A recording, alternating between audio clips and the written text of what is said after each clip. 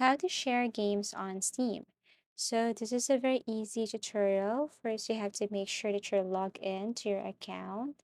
So to do this tutorial, first you have to go to Steam and then look for settings. Tap this one. And then here you have to scroll down and look for family. And as you can see, what you want to do is to simply turn this one on. So as you can see here, authorize library sharing on this device. Select up to 5 users who may access and use your library on authorized devices.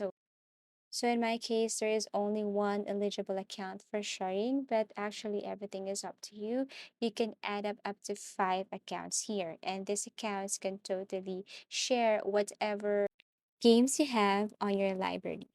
Okay, now, next is if you tap this family library sharing, if you tap this manage, you will see there the accounts that are eligible for sharing. I mean, you can allow up to 5 accounts to your game library on any of your authorized computers. You can see it right here.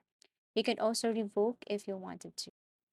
And that's how easy it is to share games on Steam. Thank you so much for watching and see you again in our next tutorials.